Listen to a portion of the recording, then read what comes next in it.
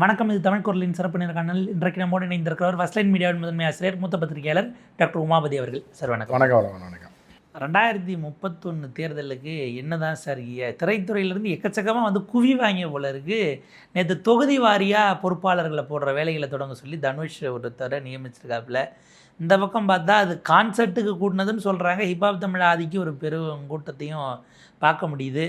அடுத்து ஒரு பக்கம் அண்ணாமலை, அவரும் கூட இந்த கன்னட படத்தில் கோச்சாக நடிச்சிருக்காருன்னும் போது, இது போக நாட்டாமை குடும்பம்னு பச்சை குத்துறதை பார்த்தா அவர் தனியாக திரும்ப வந்துடுவாரோ, எடியூரப்பா தனியாக கட்சி ஆரம்பித்து மறுபடியும் பாஜக வந்த மாதிரி இவர் உள்ளே போயிட்டு மறுபடியும் வந்துடுவாரோங்கிற மாதிரி இருக்குது. தமிழ்நாடு அரசியல் எதை நோக்கி தான் சார் போகுது அடுத்து இதை பார்த்தா? இன்னி சரத்குமார் கட்சியில் ஆரம்பிக்க மாட்டார். ஏன்னா செலவு பண்ண முடியலன்னா ஒரு ரேட்டை போட்டு விற்றார். இப்போ அவங்களும் ஒத்துக்க மாட்டாங்க. காசை வாங்கிட்டு எப்படியா நீ வந்து இப்போது விற்ற பொருளை திருப்பி இது பண்ணுவேன்னு கேட்பாங்க. ஆனால் இதெல்லாம் எதுக்கு அப்படின்னா பில்டப் கொடுத்து இவரை கொண்டு வரணும்னு பிஜேபி வந்து போயிடக்கூடாதுன்றதுக்காக நயனானந்தனை கொஞ்சம் ஸ்பான்சர்லாம் பிடிச்சி அங்கே நடத்துனாங்க. இவர் என்றைக்கு வந்து மெர்கன்டைல் பேங்க் பிரச்சனையில் காட்டி கொடுக்கக்கூடிய ஒரு நிலைமைக்கு வந்தாரோ அன்றைக்கே சரத்குமாரை தங்கள் இதயத்திலிருந்தும் மனசிலிருந்தும் நாடார் பெருமக்கள் தூக்கி எறிந்து விட்டார்கள்ன்றது தான் உண்மை. என்ன தான் பல்ட்டி அடித்தாலும் சரி, மண்ணில் உருண்டாலும் சரி, எண்ணெயை தடவிட்டு உருண்டாலும் சரி, சரத்குமாரோடைய அரசியல் வாழ்க்கை முடிந்து விட்டு சரத்குமாருக்கு எந்தவித செல்வாக்கும் தமிழ்நாட்டில் கிடையாது. 10,000 ஓட்டு 5,000 ஓட்டு அது அதுக்காக விழுகிறதுல தெரியாதனமாக போட்டானா தான் உண்டு. அந்த தான் தவிர சரத்குமார் அரசியல்லாம் முடிஞ்சு போச்சு. அதுக்கப்புறம் நீங்கள் தனுஷை கேட்டீங்க. தனுஷ் வந்து யார் வேணாலும் அந்த லாரன்ஸு தனுஷ் இன்னும் யார் வேணாலும் அரசியலுக்கு வரலாம். ஒரு மண்ணும் பிடுங்க முடியாது, ஒரு புல்லும் பிடுங்க முடியாது. ஏன்னு கேட்டால் விஜய் அரசியலுக்கு வந்துட்டார்னு எல்லாரும் ஆசைப்பட்றாங்க. திரைப்பட நடிகர் இருந்தார், அடுத்து இவர் வருவார், அவர் வருவார். இதில் என்னென்னா ஒரு 5 வருஷம் நீங்கள் ஃபீல்டில் ஒர்க் பண்ணலைனாலும் சோசியல் மீடியாவில் 2 வருஷம்னாலும் நீங்கள் ஒர்க் பண்ணியிருக்கணும். ஒரு 5 வருஷம்னாலும் ஒரு 5-6 படத்தினாலும் குழந்தைங்கள் பெண்களை வச்சு எடுத்துருக்கணும். குழந்தைகள் மேலே பாசம் செலுத்துகிற மாதிரி, தூக்கிட்டே சுற்றுற மாதிரி, இளம் பெண்களுக்கு வந்து பயிற்சி கொடுக்குற மாதிரி, அவர்களை வந்து சிங்கப்பெண்ணாக மாற்றணும், மோட்டிவேட் பண்ணுற மாதிரி ஒரு 5-6 படம் எடுத்தால் மட்டும்தான் அதிலிருந்து கொஞ்சத்தை இழுக்க முடியும். எமோஷ்னலாக கனெக்ட் ஆகி அந்த இதில் சோசியல் கனெக்டில் வந்து என் மகன் என் தம்பின்னு சொல்கிறதுக்கு வந்தால் மட்டும். தனுஷெல்லாம் சும்மா கட்சி ஆரம்பித்தாலாம் ஓட்டு போடவே மாட்டாங்க. அடுத்த 5 வருஷம் இருக்குல்ல இருக்குது. இந்த 3-4 வருஷத்தில் அந்த மாதிரியான படங்கள்ல ஏன்னா இப்போ பெண்களை நேசிக்கிற மாதிரி இந்த 5 வருஷம் விஜய்க்கு படம் நடிக்க வாய்ப்பு இல்லைன்னும் போது இவர் அந்த கான்செப்டை பார்க்கணும். ஒவ்வொரு படத்தையாக பார்த்துட்டு ஒவ்வொரு குழந்தையாக தூக்கி எல்லா படத்துலையும் குழந்தை கட்டாயம் இருக்கணும். ஒன்றும் தனக்கு பிள்ளையாக இருக்கணும், பொண்டாட்டி செத்துருக்கணும், இவராக கெஞ்சி இந்த குழந்தைய வளர்த்துருக்கணும், இல்லைன்னா குழந்தைங்க கூடயே ஒரு சுத்தரமாக இருக்கணும். அதுக்காக அந்த அன்புள்ள ரஜினி அந்த மாதிரி எடுத்தீங்க அப்படின்னா ரஜினி விழுகிற ஹோட்டல் விழுகாது. புரியுது அவங்களுக்கு? இது வேறு டெக்னிக்கில் எடுக்கணும். அவங்க அம்மாவையும் கவர் பண்ணுற மாதிரி, மீன்ஸ் வந்து அவரே ஒரு ஃபாலோவராக கொண்டு வர மாதிரி, ஒரு நல்லவராக இருக்கார், இவ்வளோ இதாக இருக்கார், பொண்டாட்டி சேர்த்தும் குழந்தைய எப்படி பார்க்குறாரு அப்படின்ட்டு இருக்கணும். அந்த குழந்தைய நம்ம அப்பா செத்துட்டார், அம்மா செத்தா கூட இந்த அங்கிள் நம்மளை வளர்க்குறாரு அப்படின்ட்டு ஒரு பாசத்தை இப்படிவான கதைகளெல்லாம் எடுக்கணும். ஒரு 4-5 படம் எடுத்து அவங்களோட சோசியோ கனெக்டில் போய் அவங்க மைண்டுக்குள்ளே போய் அவங்க அந்த ஹியூமன் கேட்டல்ஸை கொஞ்சம் டைவர்ட் பண்ணி கொண்டு வந்தால் மட்டும்தான் தனுஷ் ஜெயிக்க முடியும். சும்மா தனுஷ் வந்து மோர் பந்தல் நீர் பந்தல்லாம் வச்சாலும் குடிச்சிட்டு போயிட்டே இருப்பாங்க. அது அந்த காலம் மதியத்தில் சாப்பாடு இதெல்லாம் வந்து இது ஒரு காலம் வேறு. அந்த காலம் 2026 முடிஞ்சிருச்சு. ஸோ தனுஷ் வந்து அதுக்குள்ளே இறங்கி இந்த படங்கள் இனிமேல் வந்து காசு வரலைன்னா கூட இந்த மாதிரி படங்களில் நடித்து கனெக்ட் பண்ணி இது பண்ணணும். கேரளாவோட டச்சு, கேரளா பெண்ணாக இருக்கணும். அப்போ இருக்கும்போது அந்த 2 ஸ்டேட்லையும் சேர்த்து நீங்கள் இது பண்ணலாம். இவர் வேறு போய் ஹிந்திலலாம் வேறு ஏதோ ஒரு 2-3 படமெல்லாம் நடிச்சார்ல தனுஷ் நடிச்சிருக்கலாம். ஆனால் இங்கே ஓட்டு வாங்கணும்னா இங்கே உள்ள குழந்தைகளையும் பெண்களையும் கவர் பண்ணுற மாதிரி படம் எடுக்கணும். ஒரு 4-5 படம்னாலும் எடுக்கணும். ஒருவேளை புலம்பெயர் தொழிலாளர்கள் இங்கே வாக்காளர்கள், ஆனால் அவங்க ஹிந்தி படம் பார்த்துருந்தா உழலாம். பட் அது எவ்வளோ பேர் இல்லை, அவங்க ஓட்டு போட மாட்டாங்க. அவங்க வந்து தனுஷுக்கு போட மாட்டாங்க. அந்த மாதிரிலாம் பண்ணால் மட்டும்தான். இல்லைன்னா அந்த விஜய் அவர்கள் கூட இருந்தாப்புல யார் மேனேஜர், அவரை கூட்டு வந்து சேர்க்கணும். பெரிய அமௌண்ட்டு கொடுத்து அவரை வந்து இவருடைய பப்ளிசிட்டி பிஆருக்கு வச்சுக்கிட்டு சோசியல் மீடியாவில் எப்படி என்னை பூஸ்டப் பண்ணுறதுன்னு இதெல்லாம் வந்து தெரிஞ்சவங்கலாம் வச்சு பண்ணால் தான். நீங்கள் நடிகர்ன்றதுக்காகலாம் நீங்கள் வந்து ஜெயிச்சிட முடியாது. இது எல்லா டுபாகூர் வேலையும் பண்ணால் மட்டும்தான் நீங்கள் வர முடியும். அவரை மாதிரி ஒரு ஜோதிடரையும் கூட சேர்க்கணும் இல்லை? அது சேர்த்துக்கலாம். அது வந்து பதார்த்த ஜோதிடர் இருக்கா, பதார்த்த ஜோதிடர் பிஜேபி, இவர் வந்து தாவேக்கா யார் பண்டிட் ரத்தன் பண்டிட் அதுக்கு இன்னும் நிறையா இருக்காங்க அவங்கள யாராவது செலிபிரிட்டிக்கான ஜோசியர்கள்ங்கிறவங்களே தனியாக இருக்காங்க. சோசியல் மீடியா ஜோசியர் தனியாக இருக்காங்க. அது நல்ல ஜோதிடர்கள் சிலர் தான் இருக்காங்க, 1-2 பேர். அவங்க வரவே மாட்டாங்க இந்த மாதிரி சீனிக்கே வரும். ஜோதிடம் தெரிந்த ஜோதிடர்கள்னு வச்சுக்கலாம். ஆனால் நீங்கள் போய் பார்த்தீங்கன்னா ஆகஸ்ட் 1ஆம் உங்கள் வாழ்க்கை மாறப்போகுதுமா, 1ஆம் முடிஞ்சுன்னா 7ஆம் அடுத்து ஆகஸ்ட் 30க்குள் உங்கள் வாழ்க்கையை வந்து புரட்டி போட போயிடுங்க. ஒன்றுமே புரட்டி போடாது. நம்ம பல நேரங்களில் தம்னையில் வச்சு ஒரு உள்ளே வர வச்சுவிட்டு இது பண்ணுற மாதிரி தான் மண்டையை கழுவுற மாதிரி அந்த மாதிரி தான் ஜோசியங்க பூரா பலரும் சுற்றிக்கிட்டு இருக்காங்க. 75% டுபாக்கூர் தான். அவன் சொல்கிறது இவன் சேர்ந்து கேட்டு ஒரு வாய்ஸ் ஓவர் போட்டு ஒரு பிள்ளை போட்டுக்கிட்டு இருக்கு. அதான் 50,000 பேர் பார்க்குறாங்க. ஸோ இப்படி தான் அவங்களாம் மாறுச்சு. அவங்களாம் அந்த ராசி தானா, எந்த ராசிக்கும் இருக்கிறத இவங்க பார்த்துக்கிட்டு இருப்பாங்க, பார்த்துட்டு போட்டுருவாங்க. வாரம் அப்படி அதே பல்லனை ராசிக்கு மட்டும் மாற்றி விட்டுருவாங்க. இந்த போன வாரம் அவன் ராசிக்கு மட்டும் தானே படிச்சிருப்பான், இந்த வாரம் சிம்மத்துக்கு போட்டது அடுத்த வாரம் விருச்சிகத்துக்கு போட்டு விட்டு அப்புறம் மீனத்துக்கு அதையே மாற்றி போட்டு யாரு கேட்பான்ற மாதிரி தான் போட்டுருவாங்க. இப்படி ஒரு கூட்டம் தனியாக சுற்றுது. அதுவும் யூடியூப் வந்ததுக்கப்புறம் இன்னும் ஃபேஸ்புக் வந்தப்போ இன்னும் பயங்கரமாக வயசான ஆள்லாம் 2-3 பேர் இருந்துட்டாங்க. இறந்துட்டாங்களா என்னன்னு தெரியல. நியூமராலஜி டேரோட் கார்டு அப்படின்ட்டு மிக்ஸ் பண்ணி வெளிநாட்டு ஸ்டைலில் பண்ணுறோம் அப்படிங்கிறதெல்லாம் பண்ணி இல்லை இப்போ 10 ரூபா கொடுங்க உங்கள் வரலாறே சொல்கிறோன்றாங்க. என்னத்தை சொல்கிறோம், பிறந்த இடத்த சொல்லுங்க, அச்சரேகை தீர்க்கரேகை இதை சொன்னீங்கன்னா நாங்கள் உங்கள் ஜாதகம் இல்லைன்னா கணிக்கிறோம். உங்களுக்கு பிரிண்ட் அவுட் வந்துடும். அதுக்கு நீங்கள் அதில் நிறைய ஏஐ இப்போ வச்சுருக்கான்.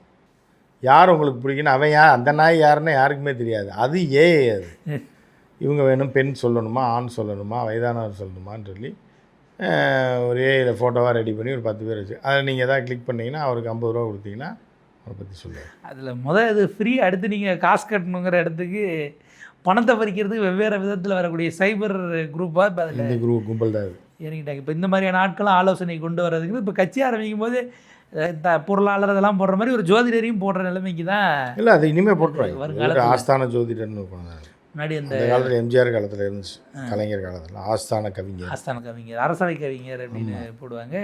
ராஜா காலத்தில் ஒரு ராஜகுரு இல்லாமல் ஒரு ஜோதிடரையும் வச்சுருப்பாங்கிற மாதிரி போகுது.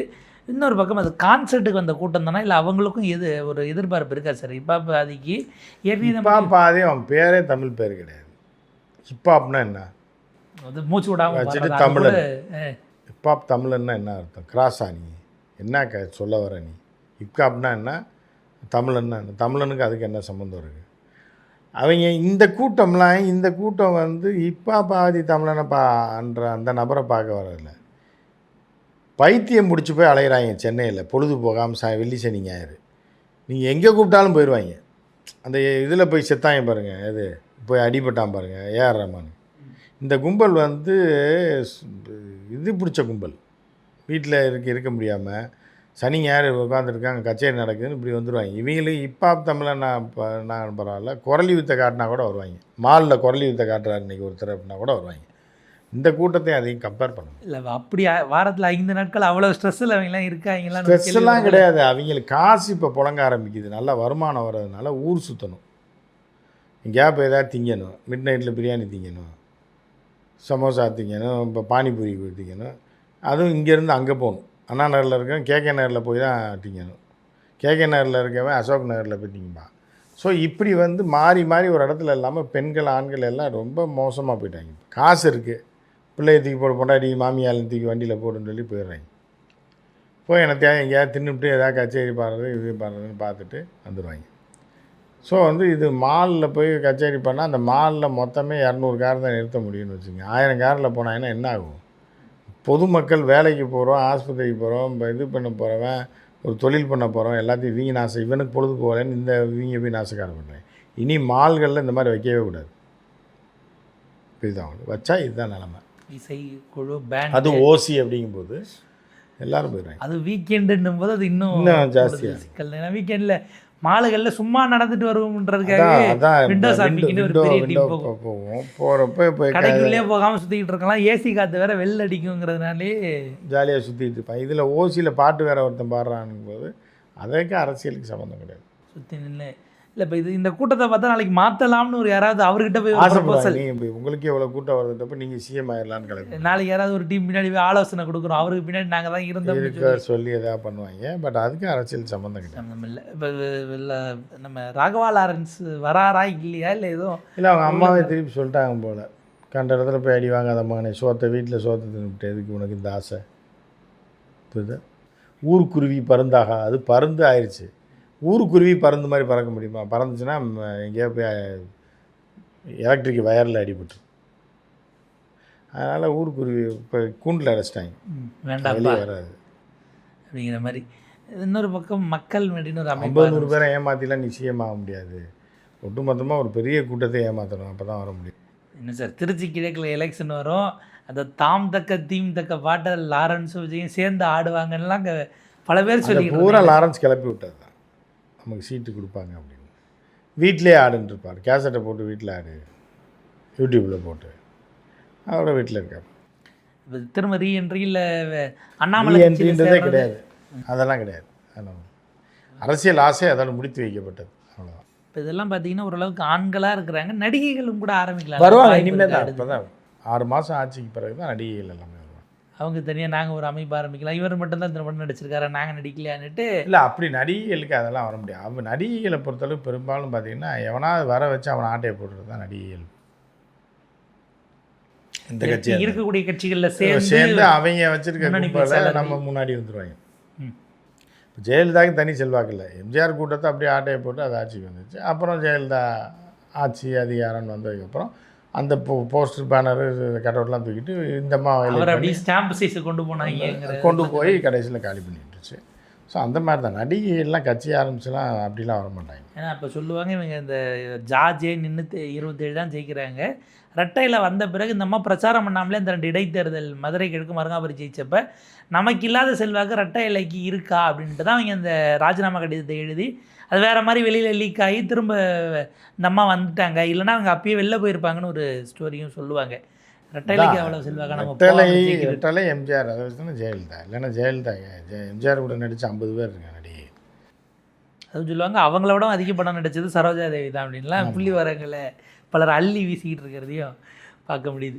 இதுக்கு நடுவில் இந்த மக்கள் மேடின்னு ஒரு அமைப்பு வச்சு இல்லை தான் ரஜினிகாந்த் அவங்க போய் கூட்டம் நடத்துகிறாங்க. அவங்கக்கிட்ட போய் தனுஷ் கட்சி ஆரம்பிப்பாரான்னு கேள்வி கேட்டதும் நம்ம எதுக்காக வந்திருக்கோமோ இது தொடர்பான கேள்விகளை மட்டும் கேளுங்க, வேறு தேவையில்லாத கேள்வி மற்ற கேள்விகள் வேண்டாம் அப்படிங்கிறாங்க. அவங்களுக்கு அரசியல் ஆசை இருக்கா? ரஜினி செய்யாமல் ரொம்ப இருக்குது. இந்த மாதிரிலாம் எம்பி ஆகணும், மினிஸ்டர் ஆகணும், கோடிக்கணக்கில் சம்பாதிக்கணுன்றதுல மிகப்பெரிய வெறி போயிடுச்சு. இப்போ ரஜினிகாந்த் அவர்கள் சூப்பர் ஸ்டார் அவர்கள் மன நிம்மதி போனதுக்கு காரணமே நீங்கள் அதான் ரஜினிகாந்த் நினைப்பீங்க, நினச்சா நினச்சிட்டு போங்க. ஆனால் அந்த அம்மாவுக்கு அந்த ஆசையெல்லாம் இருந்துச்சு. ஏன்னா 30 வருஷமாக அவர் வருவார்னு எதிர்பார்த்தா அவங்களாம் சோர்ந்து போய் அவங்களாம் இப்போ அவர் விஜய் கூட போட்டிருக்கலாம், இல்லை யாருக்கோ போட்டிருக்காங்கன்னு வைப்போம். இதுக்கப்புறமா அவங்ககிட்ட போய் அப்படியே ஒரு இதை இப்போ இவங்க அமைப்பு கட்டி அதில் வந்து அப்படின்னா அதை வீட்டில் பொழுது போகாமல் இருந்திருக்கு, அதில் சமையல் பண்ணிட்டு போக ரொம்ப டைம். தேசிய ஊடகங்கள்லாம் வந்து அவங்ககிட்ட பைட்டு வாங்குறாங்க. ஆமாம், இங்கிலீஷ் தெரியும்ல, அதுக்கு ஹிந்தி தெரியும், இங்கிலீஷ் தெரியும்ல.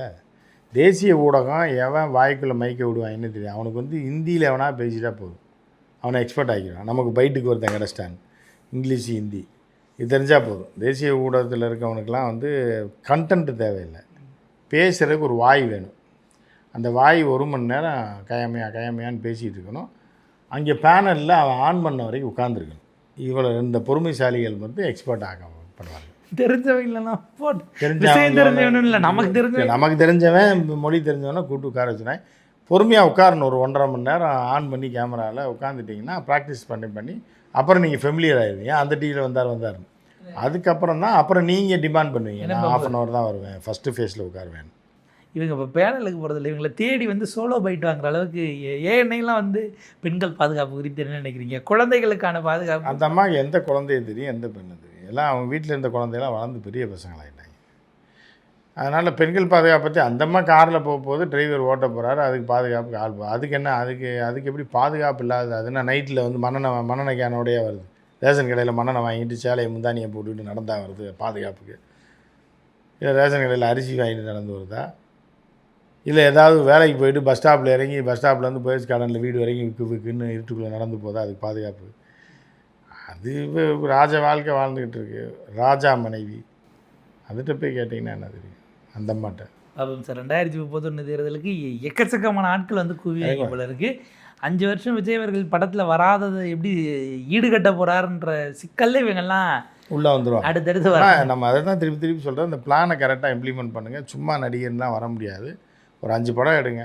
பெண்கள் குழந்தைகள் ஹைலைட் பண்ணி அவங்கள வளர்க்குற மாதிரி, அவங்களுக்கு பாதுகாப்பு கொடுக்குற மாதிரி, அவங்கள வந்து பெரிய வீராங்கனையாக மாதிரி வாழ்க்கையில் ஜெயிக்க வைக்கிற மாதிரி எடுங்க. யார் எடுத்திங்கனாலும் ஆஃப். அக்கா சத்யராஜ் அவர்கள்லாம் இனிமேல் எடுத்தாருன்னா வேலைக்காக நம்ப மாட்டாங்க. பிரகாஷ்ராஜ் எடுத்தால் நம்ப மாட்டாங்க.